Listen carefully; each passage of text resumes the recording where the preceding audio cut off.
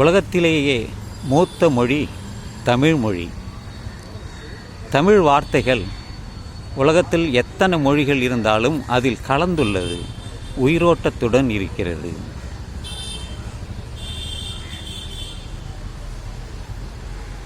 ஆதி காலத்தில், கற்காலத்தில் அவன் பேசவில்லை, குரல் கொடுத்தான். அதற்கு பிறகு உலோக காலம், மனிதர்கள் இருந்தார்கள். ஆனால் இரும்பு காலத்தில் மனிதன் பேச ஆரம்பித்தான். சுமார் 70,000 வருடங்களாக நான் இந்த இரும்பு காலம் என்பது 5200 BC என்கிறார்கள். இரும்பு காலம், அந்த இரும்பை பயன்படுத்தியவர்கள் தமிழர்கள்.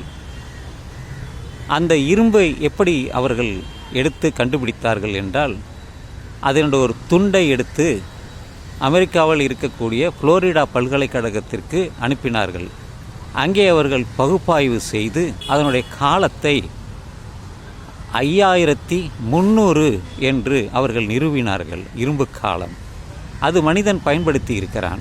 இன்றளவும் இரும்பு பயன்பாட்டில் வந்துள்ளது என்றால் அதற்கு காரணம் அந்த தமிழர்கள்தான். அதன் பிறகுதான் மற்ற எல்லாமே. அதுபோல இந்த திருவள்ளுவர், திருக்குறள், ஔவையார் இவர்கள் இருவரும் மதம் சாராதவர்கள். எந்த மதத்தையும் அதை பார்த்து புரிந்து கொள்ள முடியாது. அறம் பொருள் இன்பம்தான். இந்த இரண்டும் தான் இருவருமே என்று மிகப்பெரிய ஒரு பங்கெடுப்பு தமிழுக்காக அவர்கள் செய்துள்ளார்கள். 1330 பாடல்கள். அது ஏட்டில்தான், ஓலைச்சுவடியில்தான் எழுதப்பட்டது. யாரோ எரிப்பதற்காக கொண்டு சென்றதை அதை பார்த்துவிட்டு ஒரு துரை அவர்கள், இது அருமையாக இருக்கிறதே என்று அவர் வாசிக்கத் தொடங்கி பிற்காலத்தில் தான் அது திருக்குறள் ஒரு புத்தக வடிவமாக இந்த 19ஆம் நூற்றாண்டில் தான் வந்தது. அதற்கு முன்பு எழுத்துக்கள், நமது பல ஓலைச்சுவடிகள் இருந்திருக்கிறது,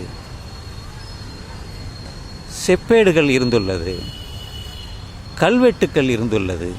பழங்கால கல்வெட்டுக்கள் எல்லாம் முதலில் ஒரு கல்வெட்டுக்கள் வந்தது என்றால் அது புத்தர் வாழ்ந்த காலத்தில்தான். கல்வெட்டுக்கள் முதலில் எழுதியவர் அசோகர் தான். அதனால்தான் பௌத்த மதம் அங்கிருந்து இலங்கைக்கு சென்றது. முதல் கல்வெட்டுக்கள் அவர் எழுதியது தான். எனவே இந்த தமிழ் மொழி, அறம்பொருள் இன்பம், ஔவையாருடைய கொன்றை வேந்தன், ஆத்திச்சூடி, இது எல்லாமே அறநூல்கள் தான். அறம் என்றாலே தர்மம் தான். தர்மம் என்றாலே புத்த மதத்தில் தம்மம் என்று பெயர். இன்று மகாபாரதத்தில் வரக்கூடிய தர்மர் தமிழ் வார்த்தை தம்மம், அதுதான் தர்மமாக மாறியது. தர்மராக அது மகாபாரதத்தில் உள்ளது. இன்று உலகத்தில் இருக்கக்கூடிய மொழிகள் மட்டுமின்றி இந்தியாவில் இருக்கக்கூடிய ஹிந்தி மொழியிலும் அல்லது அவர்களுடைய சமஸ்கிருதத்திலும் தமிழ் எழுத்துக்கள் பரவலாக கிடக்கிறது. யாருக்கு அது தெரியும்? தெரியவே தெரியாது. அந்த அளவிற்குத்தான் தமிழ் வளர்ந்து பரவியுள்ளது. டால்ஸ்டாய் அவர்கள் திருக்குறளை அவர் படித்து கொண்டிருக்கிறார். அங்கே என்ன படிக்கிறீர்கள் என்று மகாத்மா காந்தி அவர்கள் கேட்கிறார். இது திருக்குறள் என்கிறார். எதில் எழுதப்பட்டது என்றால் தமிழில் என்கிறார். அது ஆங்கில மொழிபெயர்ப்பாக இருக்கும். அவர் சொல்கிறார், இது எங்கே கிடைக்கிறது? எனக்கு பார்த்ததே இல்லையே, தெரியவே இல்லையே என்று சொல்கிறார். ஆமாம், இது தமிழ்நாட்டில் இருந்து தான் இது வந்தது.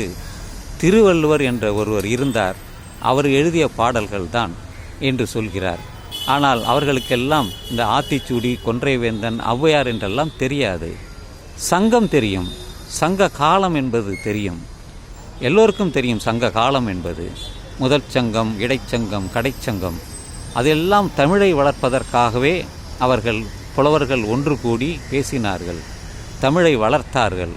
ஆனால் அந்த கடைச்சங்கத்தில் கிடைத்த நூல்கள் தான் நமக்கு உள்ளது. மற்றவைகள் எல்லாம் குறிப்பு தான் இருக்கிறதே தவிர அவர்கள் எழுதப்பட்ட அல்லது படைப்புகள் நமக்கு கிடைக்கவில்லை. அது வருத்தமான ஒரு விஷயம்தான். எனவே தமிழ்மொழி உலக அளவிற்கு பறந்துள்ளது. இந்த கரிம பகுப்பாய்வுக்காக புளோரிடாவுக்கு சென்றது. ஒரே ஒரு சின்ன கரித்துண்டு கீழடியில் கிடைத்தது. அந்த கீழடியில் உள்ள கரித்துண்டை சென்று புளோரிடாவில் அந்த சோதனை சாலையில் சோதித்த பொழுது அது 2600 வருடங்கள் என்று தெரிகிறது.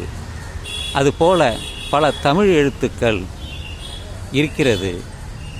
அந்த சிந்து சமவெளி நாகரிகத்தில் அதனோட தொடர்ச்சியாக இருக்கக்கூடிய இந்த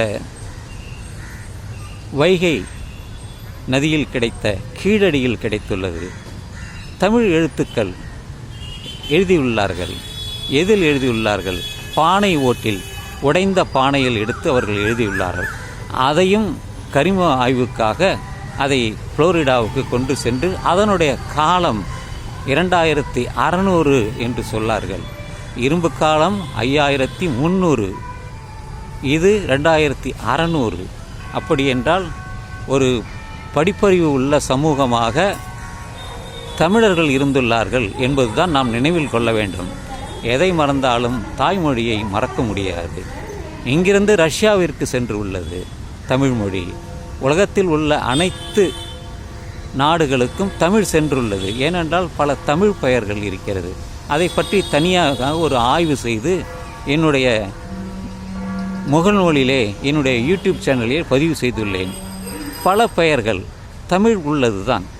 அதை நான் ஆய்வு செய்து சுமார் 195 நாடுகளில் ஒரு 50 நாடுகளின் பெயர்கள் தமிழ் பெயர்களாகவே இருக்கிறது.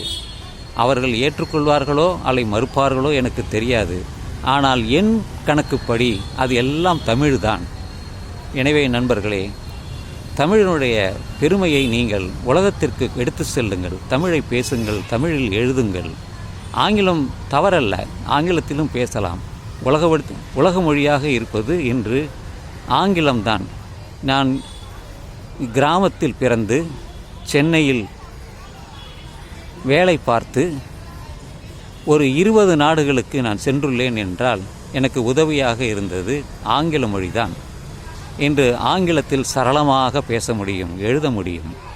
அது சிறு வயதிலிருந்தே எனக்கு தெரிவிக்கப்பட்டது, கற்றுக்கொண்டேன். கற்றது கைமண் அளவுதான், நான் கல்லாதது உலகளவு இருக்கிறது. இன்னும் படித்து கொண்டே இருக்கிறேன். கிடைத்த பொழுதெல்லாம் கேட்கிறேன், காதால் கேட்கிறேன், படிக்கிறேன். அது என்னுடைய அறிவை விரிவடைய செய்கிறது. என்னால் தைரியமாக எல்லோருக்கும் புரியும்படியாக உரக்க குரலில் என்னால் பேச முடியும். அந்த அளவிற்கு நான் திறமைகளை என்னுள்ளே வளர்த்து கொண்டேன். நான் ஒரு ஆன்மீகவாதி அல்ல, ஆனால் ஒரு நாத்திகவாதி. ஏனென்றால் கடவுள் மறுப்பாளர் இருந்தால்தானே அதை ஏற்றுக்கொள்வதற்கு அதை மறுக்கிறோம். ஏனென்றால் பௌத்த மதம், இன்னும் பல மதங்கள், அதை பௌத்த மதத்தை கடைப்பிடிக்கக்கூடிய அனைத்து நாடுகளிலும் இங்கே கடவுள் மறுப்பு தான் இருக்கிறது என்று சொல்லி இந்த இரவு பதிவை நான் நிறைவு செய்கிறேன். எனவே நண்பர்களே, இந்த இரவு நள்ளிரவாகட்டும் என்று சொல்லி இந்த பதிவை நிறைவு செய்கிறேன். முழுமையாக தயவு செய்து காது கொடுத்து கேளுங்கள். ஒரு 8 நிமிடம் 9 நிமிடம் உங்களுடைய கருத்துக்கள் தயங்காமல் நீங்கள் பகிருங்கள். எதுவாக இருந்தாலும், அது நல்லதாக இருந்தாலும் கெடுதலாக இருந்தாலும் பேசுங்கள். அதை பற்றித்தான், உங்களை பற்றி நீங்கள் செய்கின்ற விமர்சனம் எனக்கு புரிய வரும். நான் எப்படி செய்கிறேன், எப்படி அதை பேசுகிறேன், அதன் மூலம் நீங்கள் என்ன புரிந்து கொண்டீர்கள், என்ன உணர்ந்தீர்கள், அதை தெரிவதற்குத்தான் நான் பேசுகிறேன். எனவே நண்பர்களே, தயவு செய்து உங்கள் எல்லோரிடமும் நான் விரும்பி கேட்டுக்கொள்கிறேன், காது கொடுத்து கேளுங்கள். ஒரு 10 நிமிடம் கேட்க முடியாதா என்று கேட்டுக்கொண்டு இந்த பதிவை நான் நிறைவு செய்கிறேன்.